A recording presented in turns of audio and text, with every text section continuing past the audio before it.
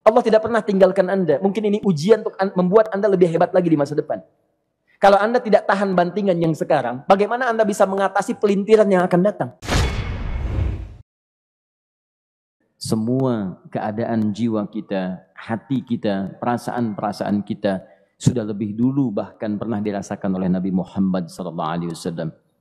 Kalau Anda pernah gelisah, Nabi dulu pernah gelisah. Kalau Anda bahagia, Nabi juga pernah bahagia. Kalau Anda merasakan kekhawatiran, Nabi dulu pernah khawatir.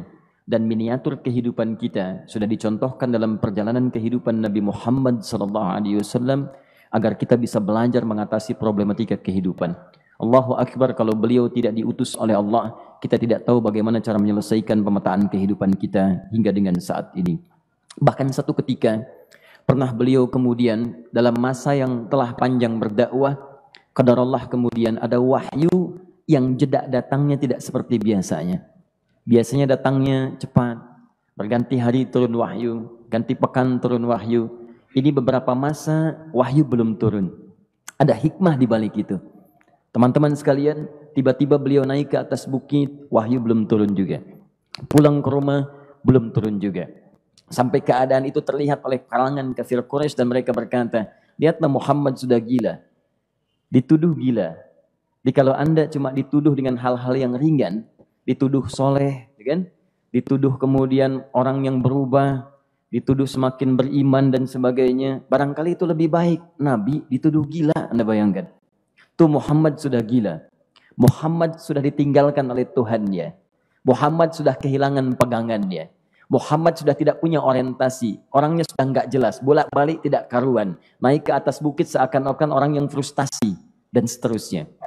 Tapi tahukah Anda apa yang terjadi? Setelah berbagai cacian, makian, tuduhan macam-macam diterima oleh Nabi SAW, lantas tibalah masanya Allah menurunkan satu surah, bahkan disandingkan dengan surah yang lainnya, bersandinglah dua surah ini secara bersamaan turun. Surah ke-93 dan surah ke-94-nya terkait berkelindan memberikan satu harapan yang sangat panjang. Kata Allah, "Wadduha wal-laili idza saja." Ma wadda'aka rabbuka wa ma qala walal akhiratu khairul laka minal ula walasawfa yu'tika rabbuka fatarda alam yajidka yatiman fa'awa wa wajadaka dhallan fahada wa wajadaka 'ailan fa'aghna fa ammal yatima fala taqhar wa ammas sa'ila fala tanhar wa amma bi ni'mati rabbika fahaddits. Ya Muhammad, saya bersumpah dengan waktu duha. Kalau kita baca dengan ilmu balaghahnya, itu bukan sekedar sumpah mengilustrasikan waktu duha. Karena di ilmu balaghah itu nanti ada 3 turunan ilmu. Ada disebut ilmu ma'ani, ilmu mencari kata-kata sehingga ungkapannya sesuai untuk disampaikan. Mana kata-kata yang tepat untuk disampaikan dalam konteks yang ingin dibicarakan. Itu ma'ani namanya. Kemudian setelahnya ada ilmu bayan, bagaimana mengemas kosakata yang bagus ini sehingga bisa disampaikan dengan jelas, orang tidak bingung menerimanya, paham maksudnya. Kemudian setelah itu kadang-kadang jelas kalimatnya, tapi kedengarannya tidak indah. Woi, rapatkan, woi, apa belum paham juga? Rapatkan saf. Memang jelas, tapi nggak ngenakin. Maka bagaimana caranya disampaikan dengan jelas, tapi hati kita terasa nyaman, memuji. Terasanya nyaman diserahkan kepada Allah, tapi ada kebahagiaan, disampaikan tidak terasa tergurui, diperintahkan serasanya diberikan jalan untuk mendapatkan kebaikan. Maka yang ketiga disebut dengan ilmu badi' namanya. Ilmu menghiasi kalimat yang disampaikan sehingga terasa dengan nikmat. Turunannya nanti ada majaz namanya. Mengambil sebuah kalimatnya untuk diposisikan pada kalimat yang nyaman disebut dengan kinayah turunannya. Maka teman-teman kata Allah, wadduha. Diterjemahkan demi waktu duha. Bukan sekedar waktu duha. Karena duha itu ada cahaya yang indah. Dirasakannya enak. Antum keluar waktu duha kan enak tuh.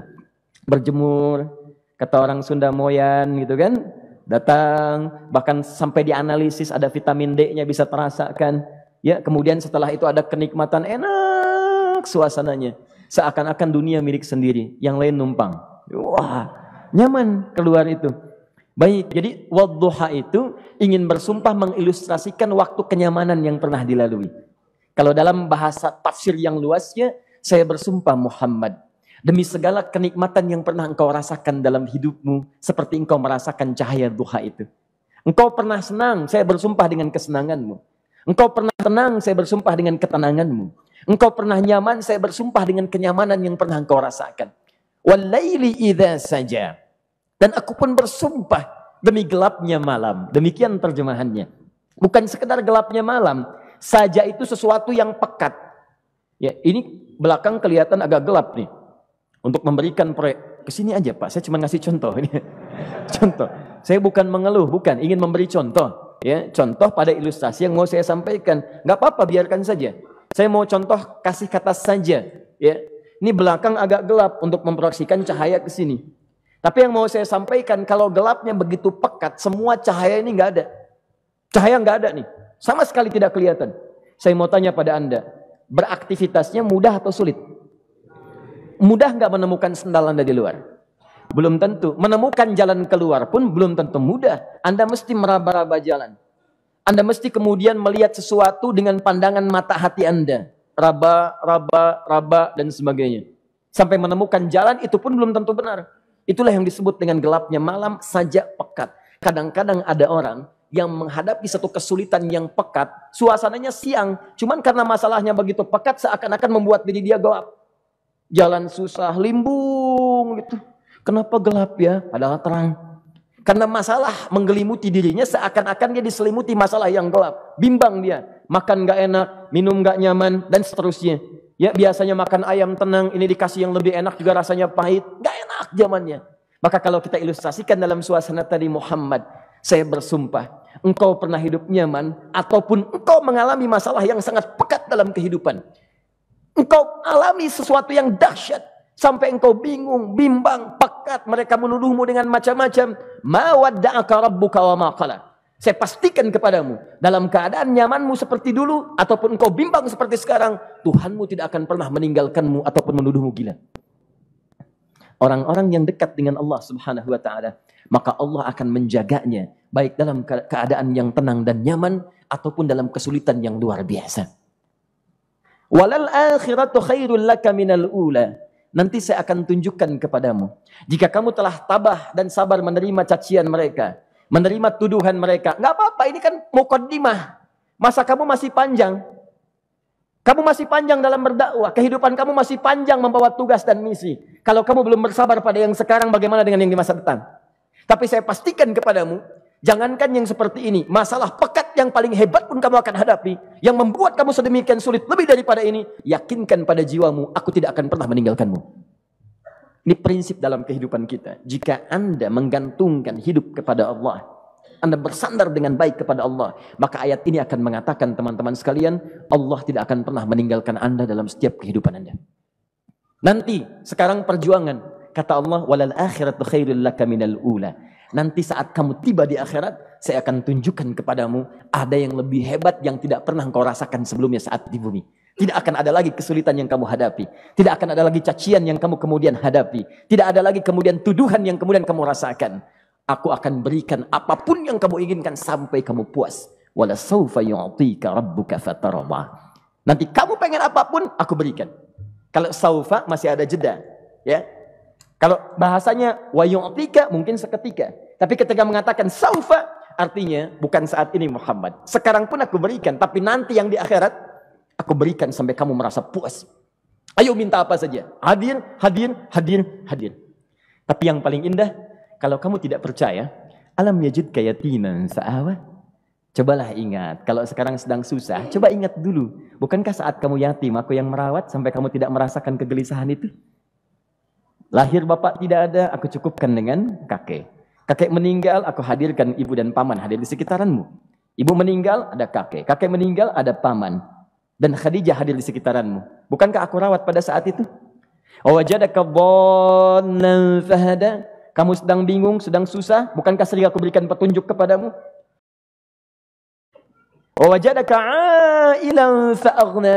Kamu merasakan kesulitan, lahir dalam keadaan yatim, tidak ada pendukung, maka aku jadikan kaya. Bukankah saat kamu menikah dengan Khadijah, aku tambahkan lagi pendukung untuk misi dakwahmu? Ini pesan dalam Al-Quran. Kalau Anda sedang merasa susah, kalau ingin menenangkan diri, ingat-ingat yang baik-baik yang dulu. Kalau Anda sedang jatuh dalam bisnis, ingat-ingat saat Anda meningkat dalam bisnis Anda. Allah tidak pernah tinggalkan Anda. Mungkin ini ujian untuk membuat Anda lebih hebat lagi di masa depan. Kalau Anda tidak tahan bantingan yang sekarang, bagaimana Anda bisa mengatasi pelintiran yang akan datang? Karena dalam kehidupan bukan cuma dibanting. Anda mungkin mengalami penyingkiran, penyungkuran, lipatan, guntingan, bantingan, macam-macam. Jadi kalau satu gaya belum bisa Anda atasi, bagaimana Anda bisa berharap mendapatkan turunan yang lainnya? Selalu ingat bahwa jika hidup Anda ingin tampil gaya, Anda harus merasakan tekanan dalam kehidupan. Karena F selalu berbanding lurus dengan P, hukum Pascalnya. Gaya berbanding lurus dengan tekanan. Orang yang ingin tampil gaya dalam kehidupan, maka dia mesti siap menghadapi tantangan-tantangan hidup yang diatasi. Turun ayat. Sampai ujungnya. Jadi kalau kamu sudah begini lagi, jangan pernah kamu bentak orang lain. Jangan pernah merendahkan orang lain. Karena Allah pun menjaga setiap hamba sepanjang ia mendekat kepadamu. Setelah itulah turun kemudian surah Al-Insyirah. Alam nashrah lakas sadrak. Antum kenal Nabi Musa? Baik. Tapi agak lumayan lah. Tadi saya di Soreang kenal Fir'aun. Di sini Musa. Baik, alhamdulillah. Perhatikan ya, dahsyatnya pemberian Allah kepada Nabi Muhammad SAW. Nabi Musa alaihi salam, dan sering kali kita bacakan untuk memohon kepada Allah. Rabbi syrahli sadri. Perhatikan baik-baik. Ini keunggulan Nabi Muhammad SAW dibanding Nabi Musa alaihissalam. Dua-duanya Nabi, Rasul, tapi masing-masing punya keistimewaan. Musa, Nabi, berdakwah, memohon kepada Allah kelapangan hati. Rabbi syrahli sadri. Ya Allah, tolong lapangkan hatiku nih. Kenapa mesti lapang? Karena pasti Musa merasakan nih. Saya tahu betul karakter Fir'aun. Belum apa-apa sudah memaki. Kalau orang yang hatinya tidak lapang, tidak akan tahan dengan makian, keluarlah kemudian balasan yang tidak digambarkan sebelumnya. Fir'aun itu kasar. Kasarnya bukan sekedar kasar, bahkan saking kasarnya bisa berujung pada eksekusi kematian. Saya contohkan tadi di sore yang ini, saya nggak suka dengan rambutnya nih, kata Fir'aun. Bukan nyuruh-nyukur mas, tolong pisahkan kepala dari badannya. Gitu gayanya tuh, Fir'aun. Ya. Bukan nggak ngenakin, susah dengan Fir'aun itu. Jadi kalau belum apa-apa datang Musa ke situ, hatinya tidak seluas samudra, hatinya tidak lapang, cuman seluas gelas, tidak akan sabar menerima cacian Fir'aun. Begitu datang dicaci, dasar anak gak tahu diri, gak tahu malu, sudah saya rawat begini. Ya Allah, saya bosan dengarnya, matiin aja sekarang.